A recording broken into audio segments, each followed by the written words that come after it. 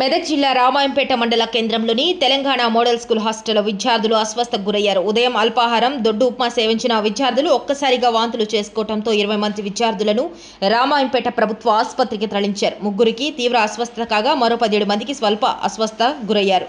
వారిని పరీక్షించిన వైద్య బృందం తిరిగి పంపించారు. ముగ్గురు మాత్రం ఆసుపత్రిలో చికిత్స పొందుతున్నారు. మరో 20 మంది విద్యార్థులు తమకు కళ్ళు తిరుగుతున్నాయంటూ తెలియటంతో వారిని కూడా సిబ్బంది ఆసుపత్రికి తరలించి వైద్య పరీక్షలు నిర్వహిస్తున్నారు. విషయం తెలుసుకున్న మాజీ ఎమ్మెల్యే మైనంపల్లి హనుమంతరావు ఆసుపత్రికి చేరుకొని విద్యార్థులను పరామర్శించారు. విద్యార్థులకు మెరుగైన వైద్యం అందించాలని సిబ్బందికి సూచించారు.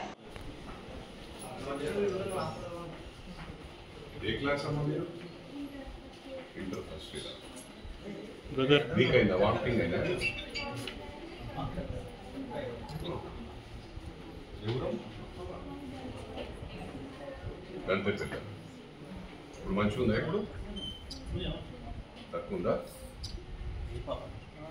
ఆ పాప కూడా అయిందా వామిటింగ్? మీ సిస్టర్ బిడ్డనా?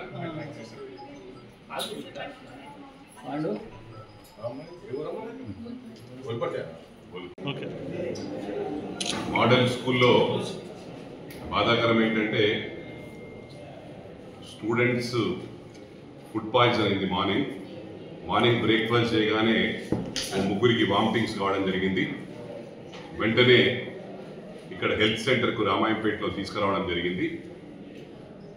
స్టూడెంట్స్ని అడిగితే కూడా ఎప్పుడు చాలా బాగా చూసుకుంటారు, అలాంటిది ఏం లేదని చెప్తా ఉన్నారు.